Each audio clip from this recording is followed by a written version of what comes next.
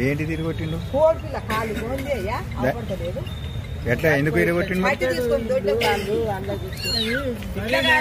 కొట్టిండు వాళ్ళ మా ఇల్లు ఇగో ఇట్లా పెయింటింగ్ వాటి పడిలు వాడుకున్నాం. మా ఇల్లు బర్రెలు కట్టేస్తారు.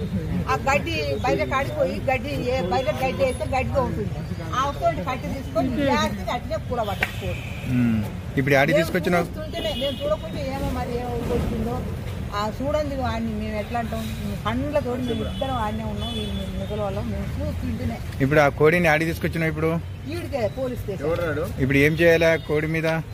ఏం చేస్తారంటే ఏం చేస్తారు, నవ్వు వస్తుంది కదా ఈ సార్లకు. మా పరిస్థితి ఏమో ఇట్లుంది, వాళ్ళకు నవ్వు వస్తుంది. ఎందుకు కొట్టింది కోడిని, ఏమిటి కొట్టింది కోడిని? కోళ్ళు ఉండవు ఆ ఊరు అన్నప్పుడు ఉంటాయి. మరి పసలన్నా చేయం తింటే ఆడ కట్టేస్తారు. ఆ చిన్న పాయమాలు కట్టించుకుంటారు. మరి ఈ కోడి కూడా మరి ఆ పాయమాలు కట్టించుకోక ఇరగొట్టిండుగా. అంటే దానికి దండగా కట్టిమంటావా, కేసు పెట్టమంటావా? దండగా నాకు దండు వద్దే వద్దు. దానికి ఒక శిక్ష ఎందుకు కొట్టిండు, ఏమిటి కొట్టిండు, మళ్ళీ ఈ పాప కోళ్ళ తెరుకోకుండా మా జోలికి రాకుండా కేసే పెట్టాలి. దానికి ఎందుకు నాకు అని దండగా దలగవాడ అని దండగా నాశనం అయిపోయింది అని దండగా ముందు నష్టం కానీ మాకు ఆ దండగా. సరే పొద్దున